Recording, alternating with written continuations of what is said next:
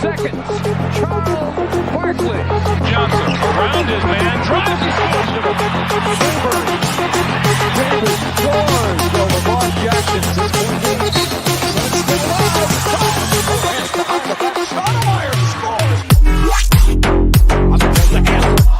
Jackson, what a defensive effort that time. And Curry should be in the rim. Crowder looking to the alley. He puts it down. Kevin Durant. Break it out here. With a long one, looking at long rebound. Finds Booker. This is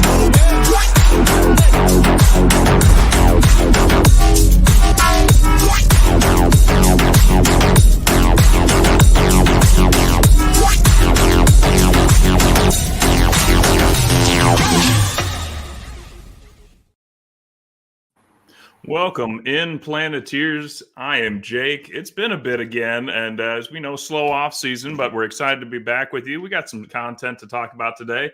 And joining us, it took us pulling some strings. We checked out every champagne vineyard and every cheese dairy farm in France, and we found Hizi wasn't in any of those places. He was just busy in Paris, but we finally got him in. We're going to talk a little bit about the Suns in the Olympics. Did Hizi get some Booker shoes as well? We'll find out. And as always, let me introduce you to the co-host from the Thunder from Down Under.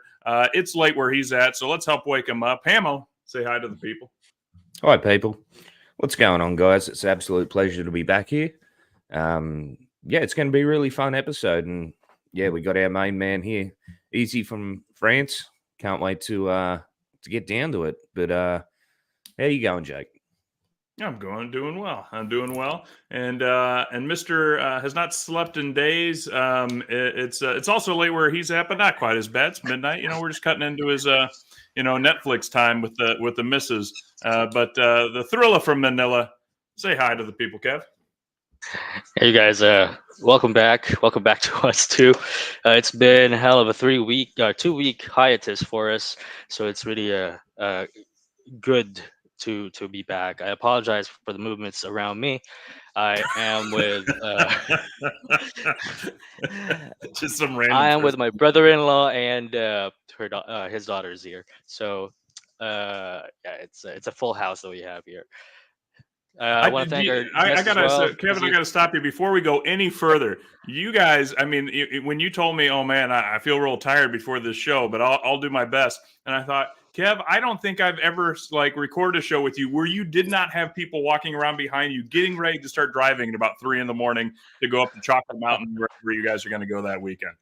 You guys are nocturnal by design. Because our work, all three of us, including my brother-in-law, is at nighttime. So we're really nocturnal. Gotcha. Yeah, so we're usually today. It's our day during nights. Yeah. Basically. So you guys sleep in the day sometimes. Yeah. Gotcha. Yeah. Okay. All right. I don't know if I could do that. I don't know. Shortens the lifespan. I've read studies. Oh, dude, I'll tell you what. I've done it before. It's tough. It's very tough. It's tough. It does, but the money's good. It's all about. Yeah. That's it. I'm kidding. It's all about the. It's all about the pesos. Right? Yeah. The pesos. Philippine pesos. That's right. All right. Well, let's check in with France. He's also overworked. He's also tired, and he took also a hiatus from podcasting. We brought him out to join us here and say hi to Hizi, to the people. Hi, everybody. Nice to be here and maybe share a little bit of my recent experience in Paris, recent Olympic experience. Not as an athlete, but as a watcher. just to get that out there clear, the people. Yeah, not as an athlete. Just to get, I'm not an athlete, that's for sure. And it's always a pleasure to be with you guys. So thank you very much for the invitation. You could have fooled me on the lack of athleticism.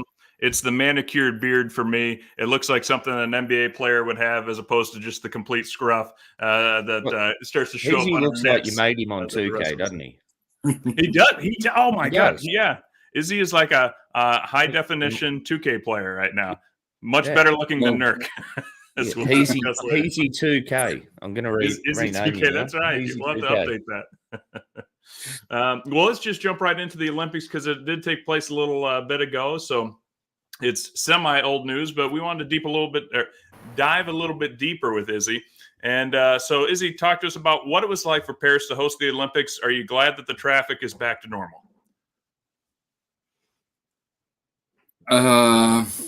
The traffic is never back to normal in Paris. I think this is one of the worst things here. The traffic is like you can't really have a day in the year where you really feel like you can drive at ease in Paris. I don't drive here because it's such a mess. So during the Olympics, for sure, it was a kind of a hiatus in that regard. So that was much appreciated, and yeah, it wasn't the busy period that I was expecting. I was expecting many more. People everywhere, restaurants and hotels having the best time of the year, etc. And it was quite the contrary. It was filled with complaints during and after the Olympics, like, come on, guys, what you did, you just threw us under the bus, and we didn't have the activity we were expecting and the revenues that we were expecting from this Olympic experience. So some good things on the sports side, but on the other end of the stick, it was a bit deceptive. How do you say? It was a deception in some ways, economic ways. So yeah, That's interesting. You bring that up. I won't get too nerdy on this episode, but I've actually done some research on these places where they, especially where they place bids to try and host large sporting events, and they always claim, "Oh, we're going to make tons of money up in that with economic revenue. Everyone's going to come in and shop and buy and eat food and stuff like that." And more often than not, it actually falls quite short. There is additional people in there, but it just doesn't quite. Usually, there's more money sent out than sent in to try and get the hosting rights for some of these major events. So that's kind of an interesting deal. But you guys also had a little bit of scare, I think, initially with some sabotage with the trains. Was it outside of Paris with people lighting fires and was it just the French welcoming everybody in, and saying, "Hey, everybody, come on by. We'll keep the home fires burning for you." Or, It's nice and warm. yeah, or did we miss a little bit of political statements? No, it was something that happened with the railroad staff. It happens all the time. Just this time they decided to talk about it. I knew it was nothing really serious. Yeah, I was afraid it would be a moment for some whatever terrorist act or something. I was a bit afraid of it a few months before the Olympics, but then when you saw everything that was the armed forces that were deployed everywhere in Paris, and all this surveillance, so everything was done to avoid and thank God, any kind of attack or something. So but Yeah, it's problem for horrible. this in these Olympics especially, it was about money. Everything was so costly. Everything you want to attend the game, it costs you a kidney or an arm or something just to go watch I don't know, whatever And that's football why we game. haven't potted for the last 2 weeks, because all three of us I have had a lost friend of kidney. mine. He went. Go ahead, Izzy. Oh, really? Damn. No, but it was very costly. The hotels, everything was costly. So that's why it didn't work. If it's too expensive, you won't have many people, and that's it. That's the way it works. I just now realized we do have a little bit of delay getting to Izzy, but otherwise everything's coming through well on your end, Izzy. But I did want to point out one quick thing too before we dive into the basketball itself. I did see that the breakdancing did seem to have a lot of empty seats, so I don't know if anybody still has kidneys, but next time you might be able to save your kidneys and go check out the Australian breakdancing star. I couldn't tell you who got gold, silver, or bronze, but I could tell you who got zero, and it was Australia. And that I tell you what, the most popular loser I've ever seen coming out of the Olympics. That was impressive. It was a joke. This. I really wish this shit would disappear, but it's not going to. Australia did so well in medals this year too, and it's like all anyone's talking about. Every time I hop on social media, I see the kangaroo jump and I see like the little kid move, so just like spinning on the ground. And then I have to read another article that's like she's actually quite talented. She's a professor. Just like she makes me think that I can just show up to the Olympics and say that I'm an athlete too. Oh my goodness! Fucking embarrassing, man. It's so fucking embarrassing. Ray Gunn, you're a fucking disgrace. At least we have like a gold or 2 gold medals from one person. I mean, rub it in. Not everyone can be the Turkish sharpshooter, right? Not everyone can be the Turkish sharpshooter guy that just like showed up randomly as a substitute. He's like, this is how I shoot things. Like he was John Wick, but from Turkey.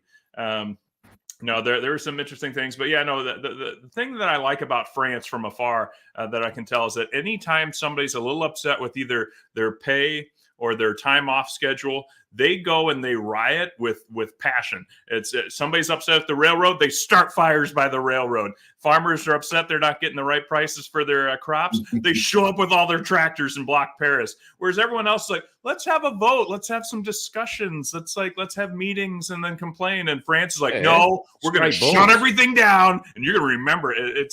It's borderline. It's not quite Italian level, because that's a little bit more mafia led. Where, for example, I remember there's a story that came out where the trash. Oh, you'll appreciate this, Hamo. They stopped picking up the trash in it was either one city or across the country for a while. It was Staten Island or something. Basically, the government did not want to keep doing business with people that may be perceived to be engaged in illicit activities, but you'll quickly find out that the local population is willing to continue to pay that group as long as the trash gets taken out. So what I'm getting at, Hamo, is Australia really needs to take a look at forming trash gangs and enforcing it with the flair that only the French could provide. You don't like light the trash on fire instead of picking it up. Look, you're talking about how forthright the French can be, but also I've said it before, and I didn't have the chance to say it in front of Hizi. The way that the French people in the videos and stuff I've seen with Booker and whatnot, like, they're so respectful. If that was Australia or the US or something and Devin Booker's on a push bike, he'd be swamped. There'd be phones in his faces, there'd be people wanting signatures, all this. The French or the Parisian people, so respectful, man. So that's a massive credit to you guys over there, because it would not happen over here. It would not happen. We would be absolute assholes. There's this video where he went from a bar or something like that to his place, to his hotel, and he went alone on his bike. I don't know if you saw that video, but he's in the middle of these nice neighborhoods in Paris, in the middle of Paris, so don't expect any kind of disturbance over there. No, it's beautiful, man. Very respectful. Yeah, it's quite beautiful, to say the truth. Yeah, and it could be even more, but let's not enter into too much politics. But France could be so much more than what it is now. It's a beautiful place, man. Let's touch on that just real quick, though. Not the politics, I promise, because I know otherwise the your old French podcasting mate will get very upset with me. He does not like my politics that I claim I don't even have. But yeah, he would be upset with me first. Gregoire always wants to take me on. But no. So what do you attribute it to, though? Because we mentioned this on a previous episode, that the French culture, as it pertains to celebrity or popular people, basically musicians, artists, politicians, rock stars, whatever you want to have. A lot of celebrities and wealthy people choose to move to France because they say, oh, the French are just very polite and they kind of leave you alone at the dinner table and that kind of stuff. Is it just a cultural thing, or does France just like not care about? They're like, he's not even that good. Like, I don't want to even talk to him. Or is it, what do you attribute the politeness of is it just kind of the politeness is known in the culture, and that's a point of pride? I think it may be, maybe it's cultural, maybe it's due to the fact that they may be used to it in Paris. Let's share with you a personal experience. I had many of them. I mean, during in my lifetime, I had the chance to cross paths with many famous people from local, from France and from other places in the world. So for instance, one day I went out, and at the very moment where I opened the door of my building to go have a walk in my neighborhood, in front of the door with her little baby and her husband was Serena Williams, for instance. And I instantly recognized her because, she was I wearing a full recognized her cat because suit. Yeah. No, I get you. yeah, no, she was impressive. She's impressive. And so nobody knows her. You'd say you'd It's come like home at 9 o'clock. She'd say you better be home by 8:55, and you'd show up at 8:50 just to be on the safe side. Yeah, if she Hey, says yeah, so, I no, would don't ever sleep with the woman you couldn't beat in a fight. You found a way to take that joke a little bit further. Let's go with. Now Coldplay Bliss is going to drop out of here. And the thing is, no, and nobody was around her. Nobody was around. Like, look, it's Serena Williams. Let's have an autograph or whatever, a picture or something. It was maybe 15 or 20 years ago already. Times go by, but she was having her best time alone and with her family, and nobody coming to you. And I was the only one, actually. I was like, hello, Serena Williams, how are you? I'm a big fan, and nice to see you in front of my door. So Serena, what are you doing outside my house? Like 1 minute or two. Yeah, what are you doing? One time I saw and I went to talk with Ronaldinho.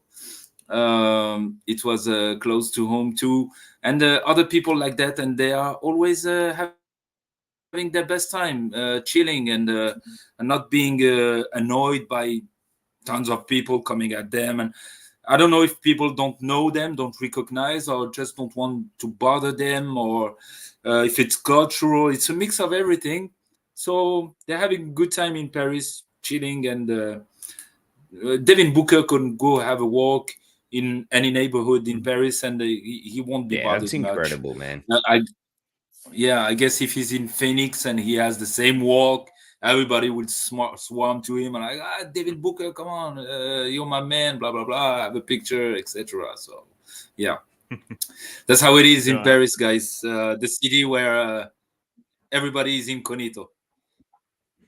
I guess, yeah. Well, they certainly would stand out in farm country where I reside in Des Moines, Iowa. We're a town of about 250,000. So if a celebrity comes through, it automatically makes a newspaper, and everyone's like, "Well, where are they going to be? Let's go meet them."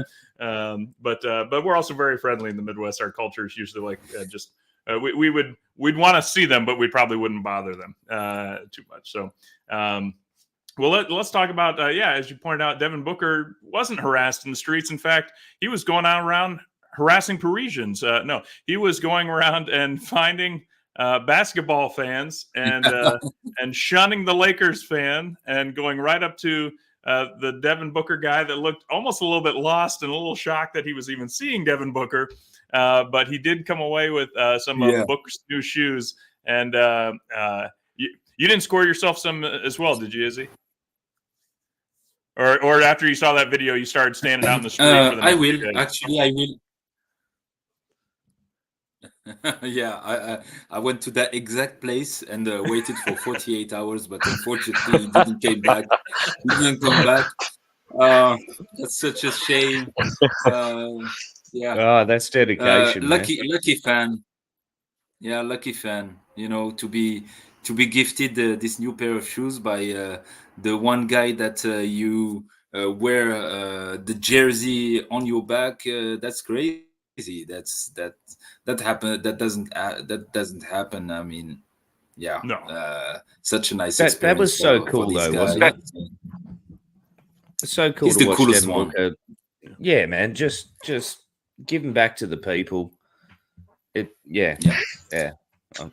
Yeah, I want to do a shout out to our former follower Devin Booker. For being that kind of guy. He was. Yeah, how much time was it? So for Izzy, you might not 15 know minutes. this, but very briefly, Devin Booker was following Sun's Planet, and Kevin said something like, "Devin Booker, never leave me again," or something like that. It might have been something different. And I want to hold you and in my basement. I forgot exactly the words that I Kevin want to used, have your but now babies. Devin Booker doesn't follow us anymore, so it was a momentary thing. Man, come on. Oh, look, hey. Come He needs to on. adopt a I little don't bit care. more of that Parisian French lifestyle and just say, "Hey, what's up, Book?" and Yeah. just walk on by. Yeah, exactly. Have a handshake, like a salute. Yeah. Give me some of those shoes and let me be on my way. It was like Stop we were ripping on my boy. Cool. it was like we were the version or the podcast version of TMZ where celebrities would just run away from us. Yeah. Philippines, yeah, maybe, yeah. You guys do like yourself a celebrity story. Well, let's touch. I mean, like I said, the Olympics are over, so we don't need to go. U.S. won the gold in hoops, but France did very well, winning the silver. I'll be honest, I was a little nervous about France at first. They seemed to kind of have a little bit of a rocky start, but obviously they ended up going to the gold-silver matchup in the end. Izzy, can you tell us a little bit about what the expectations for France was? And then, as Hamo points out, the Rudy Gobert reception is the Stifle Tower. What is going on with Rudy? And they're talking about this on NBA radio here in the States, that he is one of the most overrated players by the players, that most NBA players think that Rudy Gobert is not actually that good. The guy continues to win Defensive Player of the Year awards, but apparently most NBA players think that Even deserving. Shaq. Even Shaq's saying he's useless. Mm-hmm. I'm just curious why the Parisian and France crowd was so hostile towards him. I'm just not sure. I don't know if I would say hostile, but as you could see, there were two Frances during the tournament. The one team with Gobert at center, and next to him Wembanyama. Gershon Yabusele was on the bench. Isaiah Cordinier, my own fave. I just love that guy, and he had such a great tournament. But so there was this different lineup with not so much complementarity between the players. Players playing out of character, out of their comfort zones. Yeah, it wasn't good, and everybody was complaining about what Vincent Collet was doing, the coach, and there came that time against Germany that already beat us during the first phase, and that's when he decided to make a switch and put Rudy on the bench and have Wemby start at center with my guy Gershon Yabusele, who was one of the guys who had the best tournaments and He such got a a shame that contract he out of it, wasn't. right? I think he's on his way to Yeah. Philadelphia. Yeah. Yeah, I was secretly hoping we would be able to sign him. Really, like he could be useful for us in many ways, but unfortunately, it didn't happen. But a few weeks ago, before he signed in Philly, I was feeling like if some team can get it, if he accepts a minimum salary, and one need to know that the buyout. The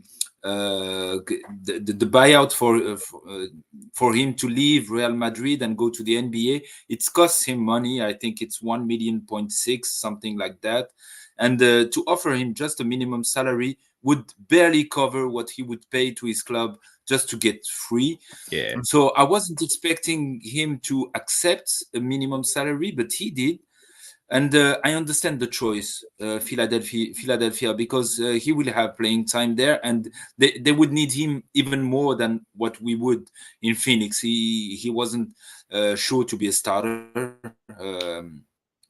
for sure. So in Philly, he would be a starter, I guess, because they have a lack of physicality at the wing spots, and he will provide that. So just to get back to France, there were these two faces, and the second one obviously was way better than the first version until during the first phase.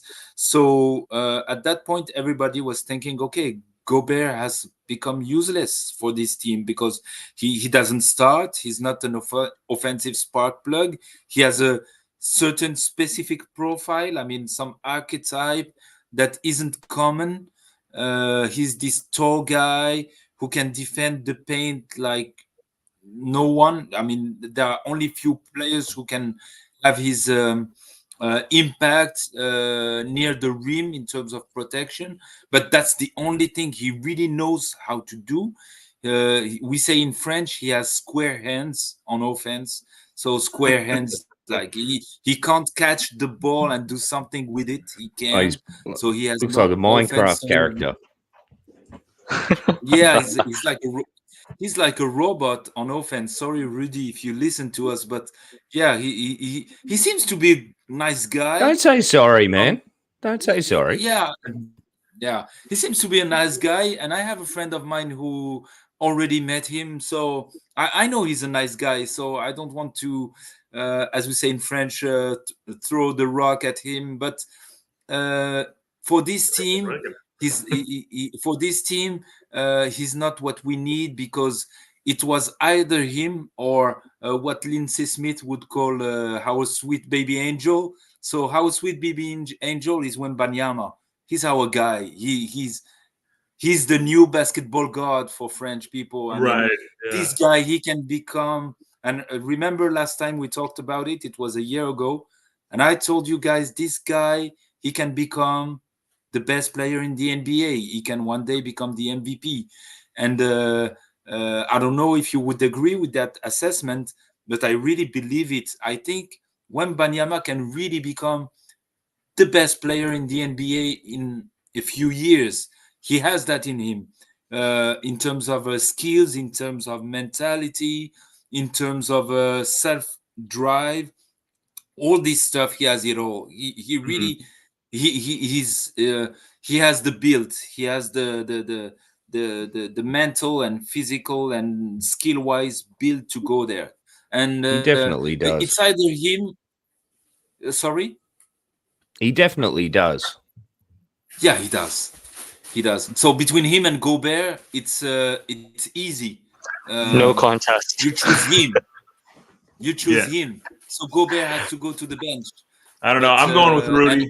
He's the veteran, multiple-time defensive player of the year. No. That'll be his last, by the way. That'll be his last. I'll say this.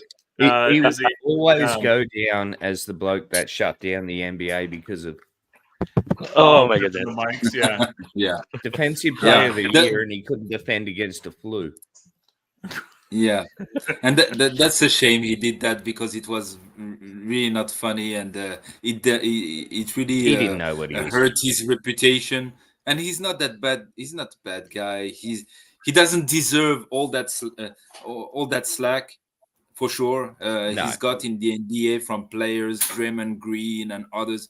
I don't think he deserves that. He's not a bad guy. He's not a dirty player. He's just a bit awkward sometimes with the mics and everything he did that really would hurt his reputation. But I think that just to make a little note on Minnesota. I don't think they will do as well as they did last year. Everybody sees them at the top of the West, but I don't think it will work twice. I think that this Gobert cat dynamic won't work for much. I don't see them being very good, and I think that's because teams will have know and have found, I guess, a way to neutralize this dynamic with Rudy Gobert. And I don't think that Minnesota's coach would put Gobert on the bench, and I don't think he can do it, and he will do it. Just like we won't do that with Bradley Beal, I guess. So, yeah. Right. Anyway, Well, that would lead us go to a to few some different other topics, but direction.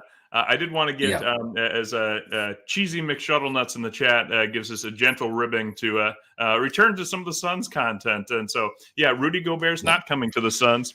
We just wanted to touch on him real quick, but Izzy, what was your big takeaway from the Devin Booker, Kevin Durant experience and helping Team USA win the gold? Great. The guys were really great on the court, off the court. They did everything they were asked for. Devin Booker, he's been the talk of the tournament, surrounding by so many stars: LeBron James, Stephen Curry, Kevin Durant, and all these guys. But he was one of the most talked about player in Team USA, and deservedly so. He did a great job on defense. He was a team player through and through. On offense, he was quite efficient, even if he didn't have that many shot tickets. He did the best with what he got, and I think that he had one of the best tournaments you can hope for from a player like that. And he was deserving. For me, he was deserving of a tournament team. I don't know how it is called, but the 5 best players. I think he deserved to be in, but yeah, he wasn't. But he deserved it, in my opinion. Yeah. Well, no, he certainly, I think was it Coach Kerr said that Booker was the MVP of the team kind of internally because he went out and did everything that he was asked to do. Obviously, Kevin Durant is a usual efficient, dominating self on the Olympic stage. We'll get into a little bit more Suns notes, though, because we actually do have, believe it or not, even at this point in the offseason, some transactional news. The Suns released 2 players, Nazir Liddell and EJ Liddell. Hamo had put in the questions. Were you expecting this? I definitely was with Liddell. I don't know if I was necessarily with Nazir Liddell. So, Kevin, let's start with you. What did you think of the, as I've called it, the little situation? The little situation. I was for sure thinking that Little will not be in the roster by the start of the training camp, but I was like you, I was surprised with the Nasir Little stuff. I thought for sure the Suns could use him in a trade, or at least get something back, but they let him walk. Some of the notes says that it's to save money just for this season, but I think there's like one more move, maybe it for before the deadline or whatnot, but that's what I believe in. Yeah, I think what was interesting is we saw EJ Liddell show up, and we kind of saw the movement that was the David Roddy trade to try and move some stuff around to acquire Tyus Jones is kind of how we read into that one initially. And then Nazir Little comes on all of a sudden we waive and stretch his contract. I think this might be a classic case of the Suns fans just thinking we had a little bit more value in Nazir Little than we actually did, or at least the rest of the league clearly did not value him at the same level we did, which was former first-round pick on a okay contract, probably a little on the higher end for his demonstrated skills. But Izzy, what did you think? Were you disappointed that the Suns couldn't do something else with Nazir? I wasn't surprised. I thought that he didn't have much trade value because he didn't do much except that 1 year in Portland where he had a decent year with a decent amount of playing time, but it was already 3 or 4 years ago, something like that. So I wasn't expecting much. I was very surprised we scored Tyus Jones. I mean, I couldn't believe it. Really, I couldn't believe it. And the whole night, I was so happy about it. So happy. Like, how can the Suns do that? To throw that middle finger to the whole NBA, like, we got Tyus Jones for the minimum salary. Take that for data. I mean, that's crazy. That's I don't know if you realize it's crazy what the team did. I think it's not talked about much enough. It will change the geometry of this team. I'm sure of that this year. So then the Nasir Little thing, he's not traded. We waived him. So there's some money saving in it, but not a little bit, especially taxes. But I think that it was done not for money reasons, because we know that Ishbia, he doesn't, it's like pennies for him to talk about millions of dollars. Save money. Yeah, it's not about money. I think it's about having that. I think it was done for two reasons. The first one was probably to be fair with the player, with Nasir Little. I think that the team wasn't expecting to play him much or maybe at all. And I guess that's some kind of gentleman move or something like that. Like, go find better fortune elsewhere because you won't play here. And the second reason, in my opinion, is to have that free roster spot, because maybe the team would like to position themselves for to acquire somebody, I don't know, from the G League or whatever, some player who would pop up at some point during the season. So yeah, I think that's the reason more than the money. And to talk about the Suns of season in general, I was so happy about what the team did during the off season. I think that was an A+ in every ways, and I'm really eager to see how this season will unfold. I think that the team has the weapons to go very, very far and meet expectations, hopefully. Absolutely. Well, I'm gonna try and pick up our pace a little bit here, and so Hamo, I know you dropped off for a little bit there, but I'm just going to give you the opportunity for hot take. Suns have an open roster spot. Some names have been batted around, of course, about what free agents could be coming back to the Suns. In your opinion, who is it going to be to fill that last roster spot? And then we'll head into the boom room. Look, I'm really not concerned. I think our roster right now is pretty solid. And unless it's kind of a superstar or like a superstar for their tier, man, I'm pretty comfortable. We got some solid, minimum contract superstar. Minimum superstar.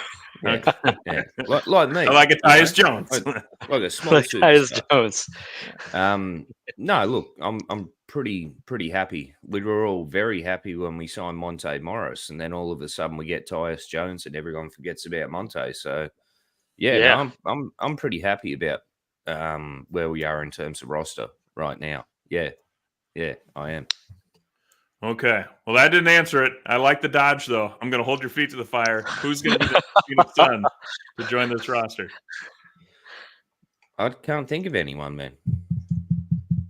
Oh, that's Kevin. Help him out. Give him a name. I haven't looked at the free agency board. Oh my or gosh. free agent It's Jake board. Crowder. We're going to the boom room. Okay. What's the name of that nightclub of yours again? You talking about the boom boom room? Yeah, the boom boom room. That's it. Funky. Yeah. Funky. Yeah. Funky. Yeah. Funky. Yeah.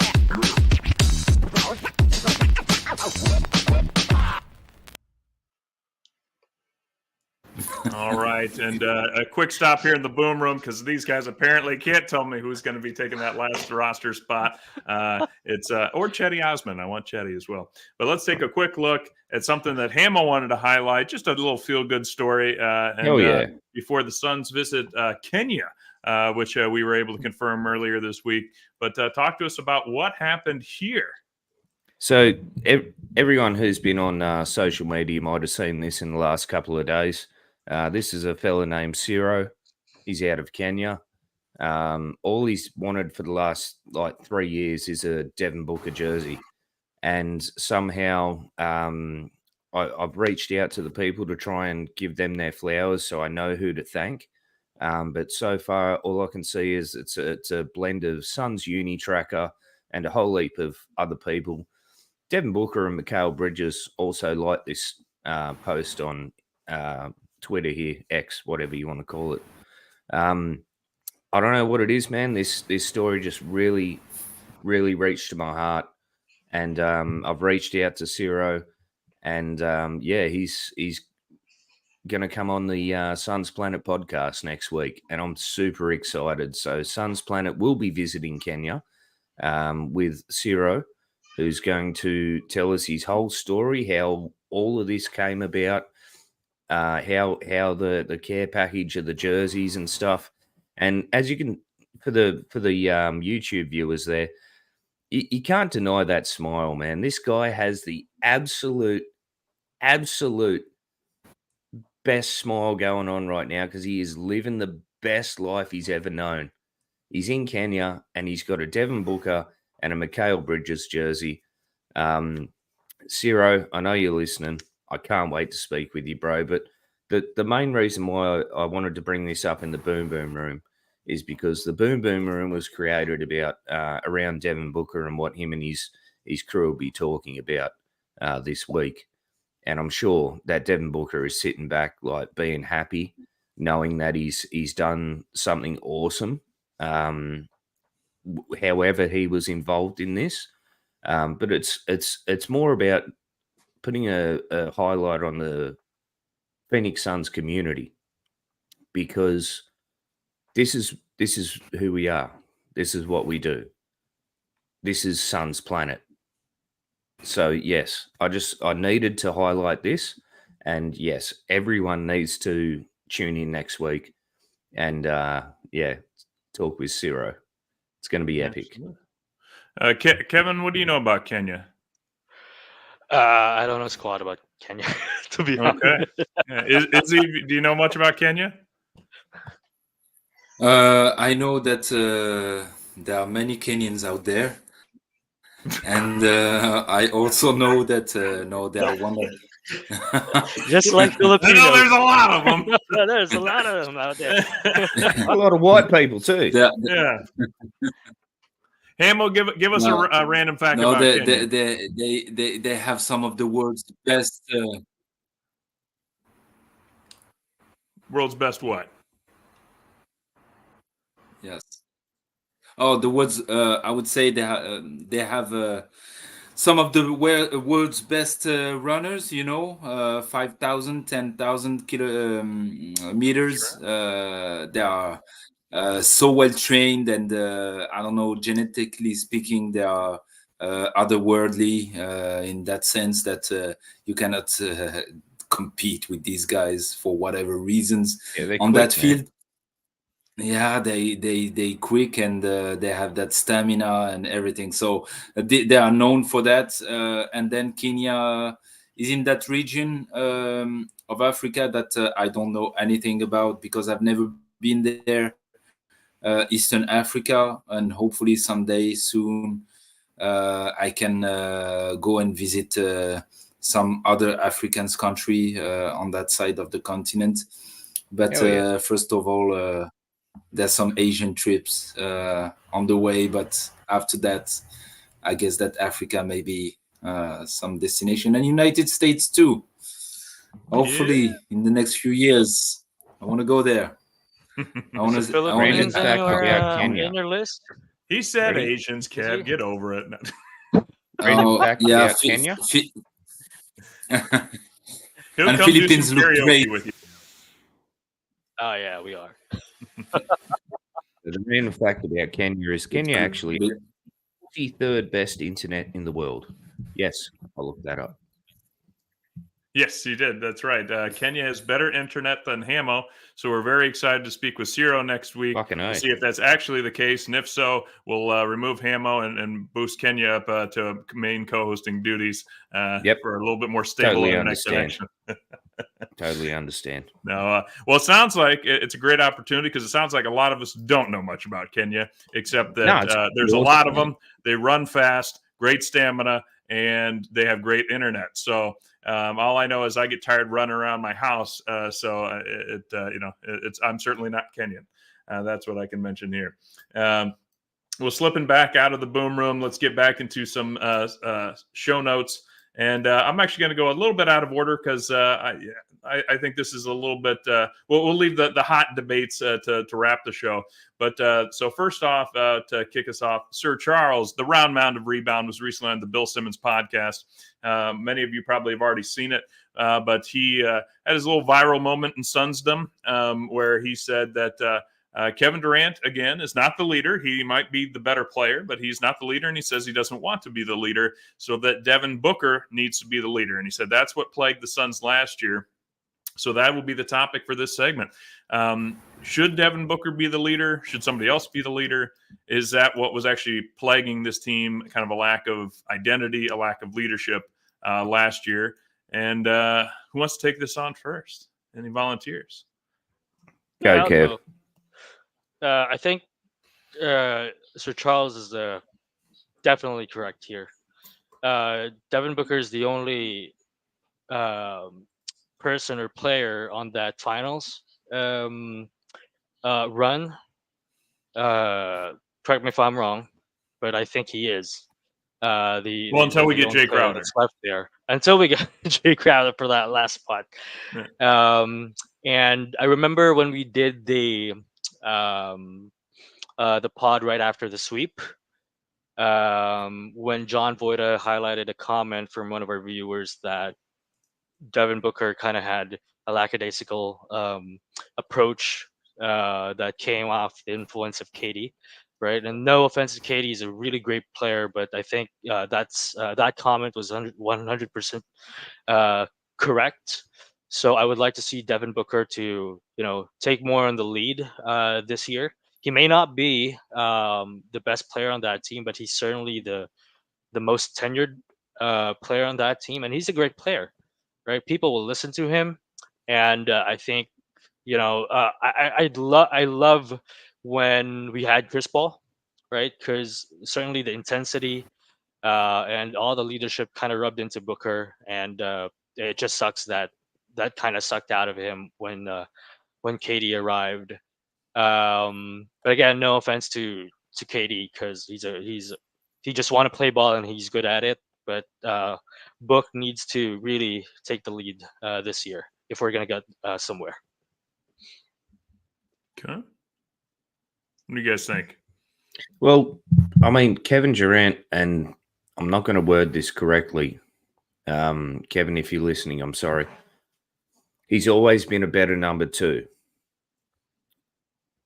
So what I mean in that is he's always felt more comfortable not being number one in my eyes. I really think like Kevin Durant's my favorite player of all time. He is.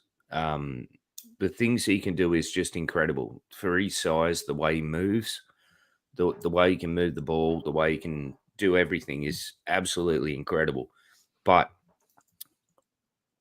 I believe Chuck is right on this, where Devin Booker needs to become that guy, so Kevin Durant can be better as well. Yeah, definitely. Booker should and will be the leader of this team coming into this season. There's no doubt about it. He has to be coming off this Olympic run, man. Now the whole world has finally realized this guy can play ball in terms of Devin Booker. So Booker will be leading this team, and in doing so, will elevate the people around him. 100%. What do you think, Izzy? Yeah, I think you guys are right. We'll go as far as Devin Booker will take us as a leader, because Kevin Durant just isn't that, and I would say it's not his fault. I think he doesn't have the personality, the mentality to be that. I don't know that I will go into your face, guy. I don't know how to say that in English, but be vocal Fuck shit and up, guy.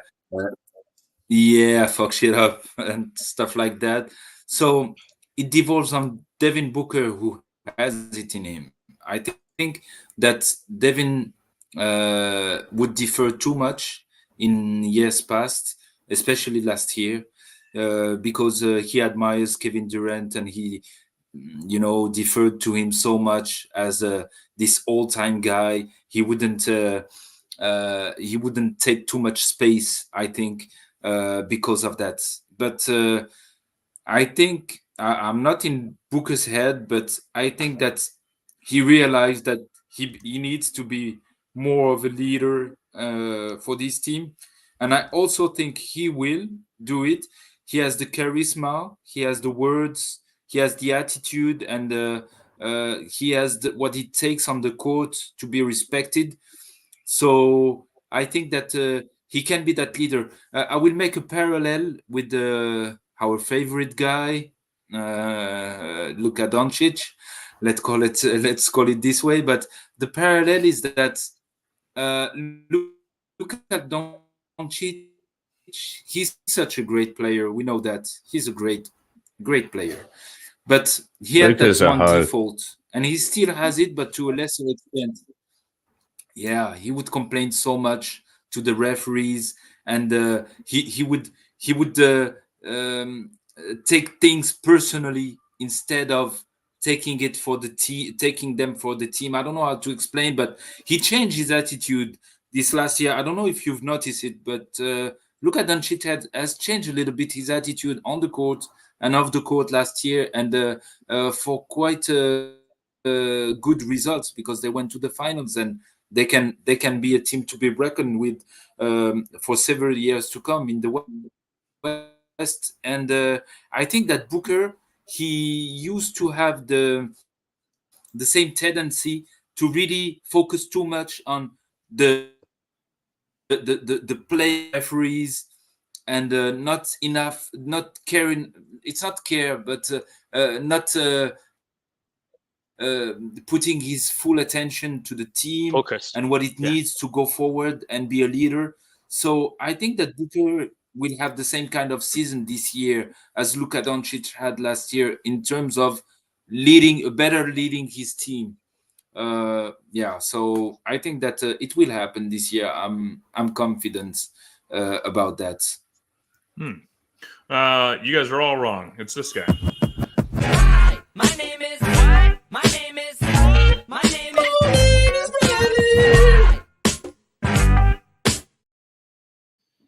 No, I'm only partially serious, but I do think we're kind of giving Kevin Durant a little bit of a pass. It's not his personality; he's been a better number two. Well, so is Devin Booker, and most of his career so far, he's a laid-back, easygoing player. He gets aggressive with the refs, with trash talking other players, but we've never really seen him take the leadership role that was, remember the finals run, it was Chris Paul, and not in a Draymond Green-esque type leadership role. Chris Paul made sure the trains were running on time. So, I think Tyus Jones is actually going to help a lot in that regard by making sure things are being fed appropriately and getting the ball to the hot hands and kind of running a little bit of the offense, taking that burden off. So I think we will see Booker take a step up, but I really do think it's going to be a bit more of leadership by committee. Bradley Beal is used to being the only guy in Washington too.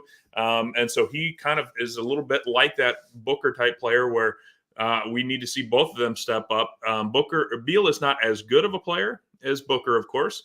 But, similarly, Draymond Green is not as good as Steph Curry, but I think a lot of people would say that Draymond Green knew how to get in Kevin Durant's face. We never saw Steph Curry get in Kevin Durant's face and say, you need to take over more. He just would kind of go down and shoot a three and then run back on defense. And it was Draymond Green saying, you need to go play here. You need to do this, and kind of directing traffic. So if you're he's the anchor. Yeah, vocal leadership. I just don't know if that's a lot of the personalities that we're going to see. I think Booker can take a little bit of a step up on that, but I do think that the idea that Booker's going to kind of Kobe-esque this thing, and I think we've always kind of hoped for it. I just don't, I'm hesitant to say that it's for sure that it's going to happen, and I think we'll actually see kind of more half steps taken, half step by Booker, half step by Beal. Tyus Jones will have an impact as well, and so I think that will actually. I remember last year we were thinking Eric Gordon was going to be kind of a leader for this team, and that didn't happen. So, I hope he steps up, but I do think it'll be a little bit more of a leadership by committee type approach. And it's really, to me, the team needs to gel more than kind of anoint a team captain, if that makes sense. Oh, yeah, definitely. And just a quick shout out to agree with me now, Mr. Everyone. No. I'm not doing that. I just want to give a quick shout out to Josh for that. Our producer Josh, for that drop there, because honestly, that's my favorite Bradley Beal drop. Sorry, John. It's so much better than Sun's Jam. That's awesome. good. We already borrowed the brilliance from them with the ideas of creating drops anyway. So hat tip to John for getting that ball rolling. But let's take a quick look at this next fun topic, NBA 2K ratings. Everybody likes to argue about this. I'm certainly one of them. Do you guys, well, first off, does everyone play 2K on here? I played the last time I played was like 2021 PS4. Wow. Okay. So, Kev, if your wife is still in the chat, she now knows what to get you for Christmas. It's coming up. And any other holidays that you guys might have in between now and then. So there are opportunities, but I just kind of a quick scan here. And I'm a player. I know, Izzy, you said that you used to play a little bit too, and then you got busy as well. And Hambo does play. I used to play a lot. Mm-hmm. Okay. I used to play a lot until 2K18. I think that was the last time I bought the game and played it routinely. I mean, on a daily basis. And after that, some things started to annoy me with the game, especially the shooting side on the park, I was fed up at one point, so I stopped, and I realized that the time I spent playing video games, I could spend it doing other things, and my days became bigger without the video game. So I went on with no video games since then. Grew up. No video games since then? Izzy. No video game at all. No video. Oh my gosh. Yeah, you're missing out on some great classics. Yeah. No, as a newer parent in the world, I can also say that finding the time for any game, sports games are one thing, but if it's another epic RPG where you got to sink 60 hours into it, it becomes incredibly difficult as you work to put a child down to sleep and then sneak off to play 20 minutes and get a little, little enjoyment out of the game. So it is a challenge, but I think we talked about this a little bit pre-pod that the Suns actually took a little bit of a step back on most of these ratings. It seemed to be much more of a knock on the defensive side of things. I know what Hamo's going to start us off with, which is the fact that he's going to be shocked that Grayson Allen was not ranked our third best player on here after he wrote that article on Bright Side of the Sun. Grayson Allen's actually ranked 6th. Hamo, explain, did Ronnie 2K not read your article? Oh, look, I've had a massive conversation with Ronnie 2K over the last previous years. Told him everything he's done wrong. Now, did you do that in the streets, or was he courtside in game when you were doing that? Oh, obviously haven't been courtside over here in Australia, but no, look, I still stand by. I completely got shut down by Mr. Voider, John Voider, Darth Voider from Bright Side of the Sun. Completely took me out the back and whipped me like an absolute child with his retort of an article. And that's cool. But I still stand by it. I still stand by the fact that Grayson Allen, in what we've seen recently, is the third best player on this team. But in terms of ratings, like, you know, these 2K ratings are so silly, man. They're so silly. Like, can someone tell me what Ben Simmons' rating is this year? Because if it's over 70, it's a joke. Okay. Let's see unfortunately- real quick. So Come he's on, Brooklyn man. Nets, right? Come on, seriously. We have some He great is players 76.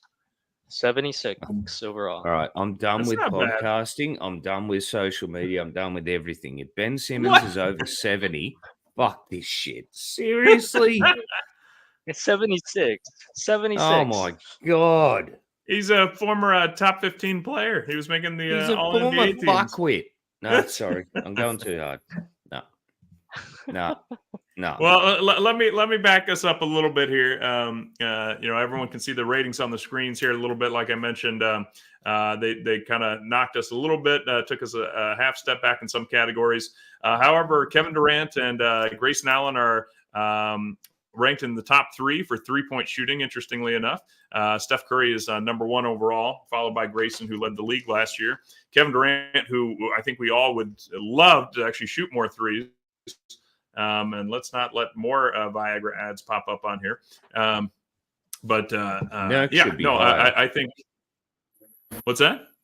Oh yeah, I did think that was probably my biggest frustration was that Nurk only hit 80. I honestly would not have argued that. This is lame for you know. I feel like everyone's got to have a real upset take when these ratings come out and be really pissed off and how dare they do this.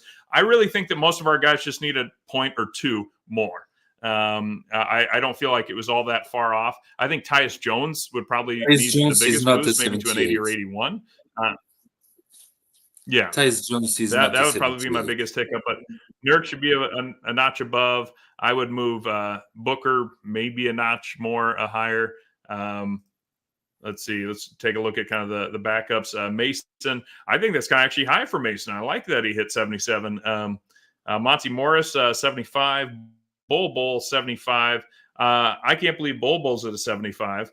But they actually took him down from 77, which is great because when you simulate a season, Bull takes like 20. He becomes like your 6th man if you don't do any roster manipulation, and he is not good statistically, but he gets to you know. So Bol had one of his best seasons, and yet thanks, he's Justin. gone down in ratings. I made the mistake of looking at Justin's chat. Royce O'Neal should be a little higher too. I feel like that. And they At least are not 77 nearly for that high on Ryan Dunn. Yeah, definitely. Royce O'Neal has been slighted in these grades with his 75 grade. I think that he's slighted because he's deserving of at least a 77 or 78, I guess, by NBA 2K standards. Grayson Allen could be a bit closer to 80, but for me, definitely Tyus Jones Tyus Jones, I think he's the biggest losers of these Phoenix Suns grades. I would give him at least an 81 or 82. I think he's that good. I wouldn't even go higher, maybe to 83, 84. I really love this player. I think he's way underrated in a general way, and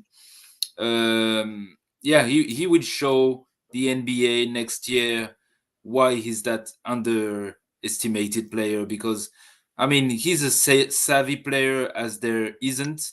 I mean, he's in the 100th percentile in terms of savviness. He's the king of floaters and teardrops in the paint. I mean, maybe the best player in the league in that aspect, or one of the very best players. He's not he's not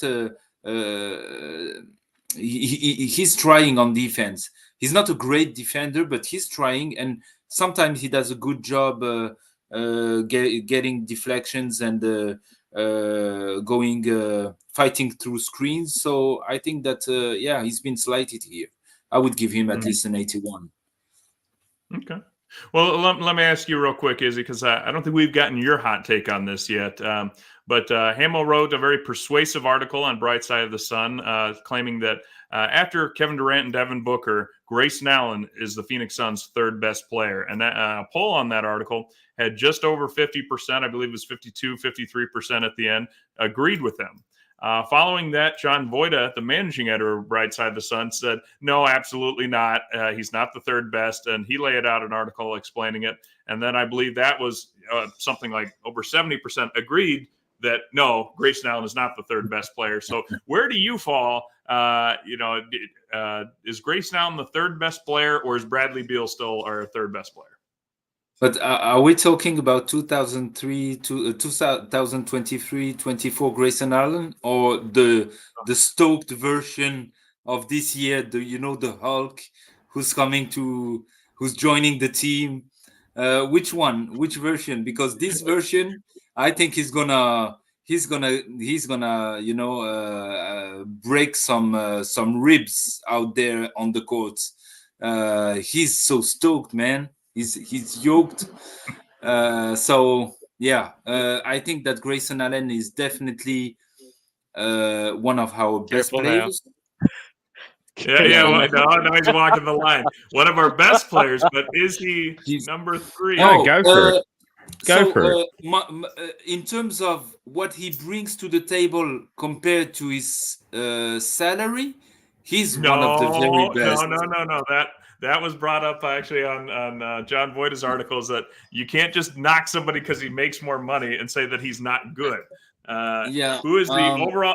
If salaries are all equal, who's the third best player in the Sun? The third best player. So the third best wouldn't be the third most important. So the third best in terms of skills and talent, it's Bradley Beal.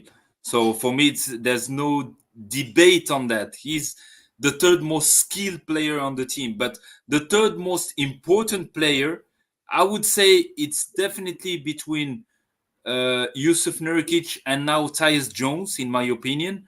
And the third best player in terms of how can I say, best player for the buck. I mean, the skill part compared to the salary part. I would say that Grayson Allen is obviously top 3, if not top 1, because $15 million a year for that kind of player who can bring so much 3-pointers, some defense. Is that better value than Tyus Jones on a minimum contract? No. The best value on the team is Tyus Jones, and by far. I mean, yeah, for sure. But I would agree with you, Amo, that Grayson Allen is a bit overlooked. And I think that he's way more important than people think. We saw that against Minnesota. He wasn't there, and the team was a complete failure. It was a collapse. And I think that Grayson Allen was one of the main reasons why it happened, how it happened, because he wasn't there to spread the court, to bring his tenacity on defense. And I think he's a very important player on this team for sure. I Yeah, think I'm that just was gonna. that's what we call the classic French diplomacy of listen, he's not the top three. He's not the top three most important. He might No, be I in the would put top him three. He's top definitely in the 5. top three most best value for the dollar paid. And so, Hamo, you are correct in No, I'm several just subcategories. look. I In a way. just want to point out one comment there, from someone. I don't know who this is. I'm Kevin PS. Quiet quarters in session. We might have to do that next week. Ooh, well, we might have to for sure, because I believe we are actually going to be having a discussion of whether or not Yusuf Nurkic can be the center on a championship team. That'll be another hot topic to go with. But you don't know who Kevin is? Kevin We is hear you, talking D-Rock. right now. We hear you, Oh. D-Rock. Kevin is Kevin, and so he's letting you know the quiet court is in session. So, well, I'll be looking forward to playing a little bit NBA 2K25. I've not gotten it yet. I'm a big My Eras guy. I love being building franchises and seeing how many titles I can go after. I do a little bit of My Career, although I was pretty disappointed with the My Career mode of last year. I thought they kind of phoned it in. So I don't know if we're going to see a good one this year. You know, I don't know if anything can ever beat that Spike Lee joint that where it didn't matter what race you were. Like you could be a white kid or a Asian kid or something, but you had black parents and you came from an interesting you had an interesting backstory, and your friend had trouble with like drugs and alcohol, if I remember right. So that was an interesting Spike Lee joint. And then of course there was the other one where I think it was LeBron James's team was involved with it, and I think I might be getting them mixed up. But was that the same one where you go off and you play in China for a little bit, and then you come play for like the Indiana G League team or something, and then somehow you end up on a private jet with LeBron, and LeBron's character says, "Hey, just remember, like you got to stand for something." And that's what it's all about in this game. And that actually came out like right at the same time as LeBron James was telling the general manager for the Houston Rockets to shut his mouth and not talk bad things about China and the Hong Kong protests because he wanted to sell more jerseys over there. So they've always had some interesting stuff with the My Career modes. So I hope they have a fun little thanks, Justin. My goodness, sir. I am so comfortable talking about race. I'm an American. That makes me comfortable talking about race. No, it doesn't. We always walk on eggshells. Yeah. But yeah, so any other hot takes you guys have on the NBA 2K ratings? I actually don't think they were that bad this year. So I know last year was John Boyd that got to actually interview Ronnie 2K, and I'm looking forward to seeing if that'll get to take place again this next year. I would say that, yeah. Oh, sorry, Amo. Nah, go ahead, Hizi. Oh, yeah, thank you. I would just say that in general, I think that the rates in 2K are not that bad. I think a few players have been a little bit slighted by this version of 2K, but it happens every year, and it was worse, I think, in previous years. So this is not a shame. But on defense, I want to insist that for 2K, the Suns are the second worst defense in the league. I don't know if they're right. Yeah, they put a 55 on an overall grade for the Suns on defense, and I've looked it up. It's the second worst behind the Jazz. And I don't think the Suns are that bad on defense. We were 13th in defensive rating last year. I think that next year should be in the same vein, if not maybe a little bit better. I expect the Suns to be between 10 and let's say middle of the pack in defense. Hopefully we're closer to 10 than 15 so that we can be a real title contender. I think it's necessary to be around the 10th place in terms of defense. And for the offense, I think that's pretty on par. I think we are the third best offense rated by 2K, and hopefully that's where we would stand during the season in the top 3, top 5. So yeah, I think overall it's quite I'm quite okay with the 2K ratings this year. All right, that's actually a great topic. Maybe John can actually mention that on with his. I guess he's going to be interviewing Ronnie 2K on Monday. That's going to be on Suns Jam, and we'll be able to hear how did the Suns go from what was our 13th overall defense to now we're rated as the second worst defense overall in the association. That doesn't. I don't think a lot of us would agree with that. I would actually feel we probably mildly improved a little bit with the offseason changes. I don't think that we flew all the way back to the back of the ratings on that. So I hope that that'll be one that gets fixed a little bit. And it's not a fancy rating to look at, like perimeter defense and interior defense, but it does make a difference. Yeah. Well, all right. Well, we are past time, overtime, as always, because when we get going with Izzy, we just keep going. The man from France, he's got some great words for us, and it always has some great opinions to share with us. I did want to highlight that the Bright Side Night, Dave King, Son's daddy, is going to be back for he's not going to be back, but they have renamed Bright Side Night Dave King's Bright Side Night. It's something that we're going to be very excited to help support. And once the link becomes live, it's currently not updated yet, but they do have the date already set up. We're going to be playing the Atlanta Hawks in January. And so keep an eye on that. Thank you, Justin. We're going to be supporting that as best we can, and it's really a cool thing. I was always a proud supporter of it. When Dave was pushing it, you get you donate money, and $15 you send a kid in the greater Phoenix area to a Phoenix Suns game. And last year, as was mentioned on the PHNX podcast, where Boyd actually guest hosted recently, they talked about how last year's game was against the Sacramento Kings, where we came back, roaring back. What were you down by, I think, over 20 points in a thrilling 22 points, and came back and won that one. That was an amazing experience for those kids for Brightside Night. So stay tuned for that. We'll be happy to promote that as soon as the link gets launched, and we'll go from there. Hamo, why don't you move to close this out? Let us know where people can find you and anything else you want to mention. Guys, you can find me at Sir Hamo on Twitter. Please, I'd love to engage with Suns fans. Brightside Night coming up is incredible. Shout out to Voida and PHNX for organising. This is probably going to be the biggest Brightside Night in history, in memory of our son's daddy, Dave King. Just a massive shout out to everyone who's doing all the content. Suns Jam, Voida, Lissy, PHNX, everyone that's out there doing their jobs, man. Absolutely love Suns Geek, Suns Digest, everyone out there.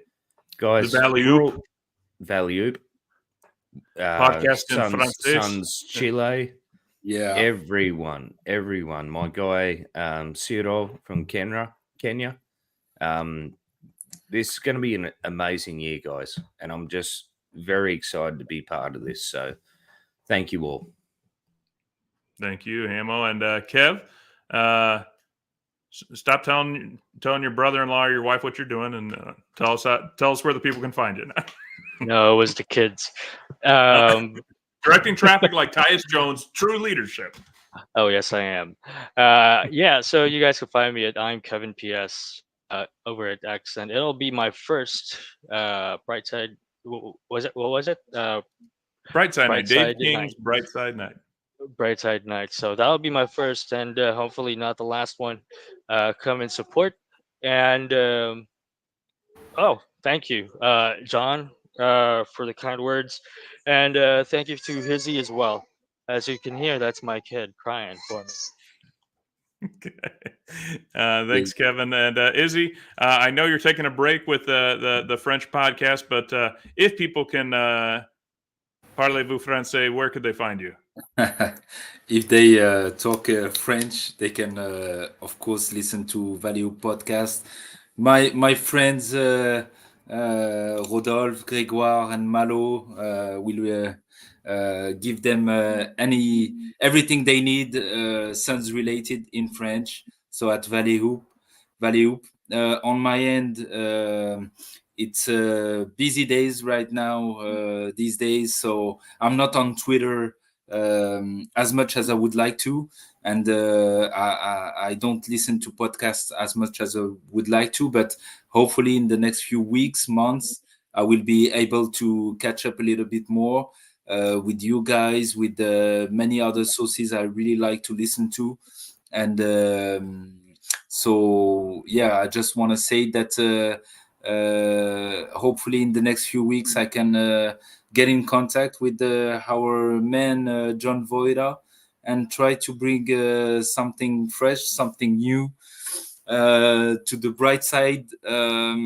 So I'll talk to him about that a bit, just right before the season, and hopefully what I may be able to do for the Suns community, for the Suns fans, will be helpful and in getting to evaluate the players. So I've worked on something for several years now, and I'm finally getting to the end of it, and hopefully I can provide you guys with that in a few weeks. So yeah, I'll talk to you about that later. Yeah, no, we'll be excited to see what you can put together there. I mean, heck, there's a lot of stuff coming from France, and number one draft picks, and I mean, a great Olympic run, Wemby, and that terrible player known as Rudy Gobert. So, any insight that you can share with us, as Americans, a lot of Americans are still learning how good the French are at basketball, and who a lot of these French players are. We thought it was only Evan Fournier, and he was going overseas because he wasn't good anymore. So, so now we see there's actually a tremendous group of players coming in, and we'll be very excited to see what they can do in the association. You can find me at Fallen Founder. We'll be back. Oh, we know that Izzy's going to make some time next week to at least listen to the pod, because we're all going to go on a learning adventure to learn about Suns fandom in the interesting and fascinating country of Kenya, which, as we demonstrate already, we have so much to learn because we don't know much. So I'll be there. I'll be right. there to listen to you guys, and as usual, keep on the good work, and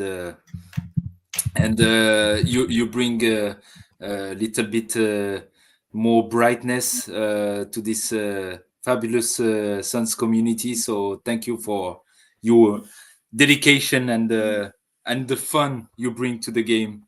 Oh, thank you. Podcasting. So thank you, guys. Absolutely. We try and offer something just a little bit different. And we hope you all enjoyed this kind of a look back with the French experience with the Olympics, and a little bit of NBA 2K ratings. We talked Liddell and Liddell. And and as I mentioned, we'll be back next week to talk with Ciro in Kenya. Until then, Al McCoy, take us home, buddy. Wherever you are, whatever you're doing, stay with us as the Suns get set to shine here on their home court. Here's Perry. Cigar Hurd. Here's the jump shot. Good!